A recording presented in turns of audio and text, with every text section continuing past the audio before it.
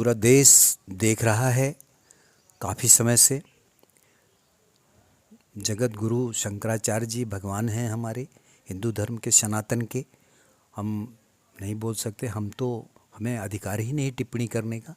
लेकिन कुमार विश्वास जी भी कितने बड़े विद्वान हैं।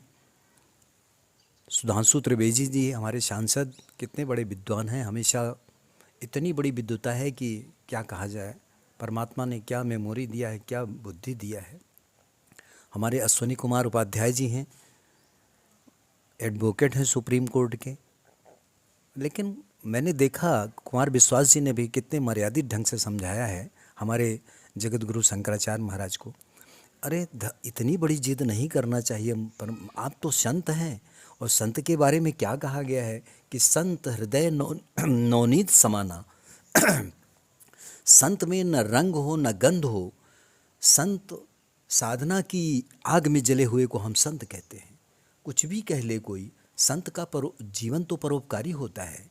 संत हृदय नवनीत समाना, साधना की आग में जले हुए को हम संत कहते हैं। और फिर आप ऐसी जिद, ऐसी हट कर बैठे कि हम पालकी से घाट तक जाएंगे। आपसे लोग शिक्षा ले रहे हैं, आपकी नकल कर रहे हैं, सारा सनातन आपके मार्गदर्शक पे चल रहा है। और आप महाराज इस तरह नहीं करना चाहिए।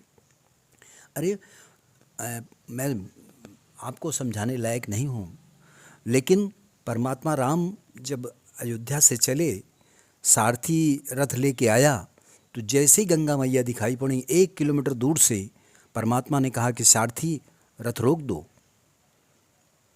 माता जी की महिमा घटेगी, तीर्थ की महिमा घटती है, इसलिए हम पैदल चल के जाएंगे। तो परमात्मा थे, साक्षात नारायण थे वो तो, लेकिन वो भी पैदल चल के आए हैं।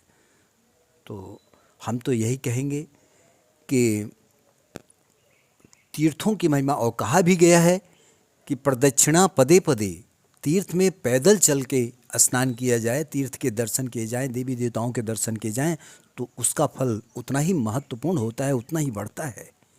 तो तीर्थों में कभी भी अहम नहीं दिखाना चाहिए।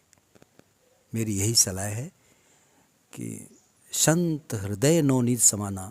इस मामले में तो बाबा योगीनाथ, जो उत्तर प्रदेश के सीएम हैं, हर जगह मर्यादा का पालन कर रहे हैं, जैसे प्रभु राम किए थे।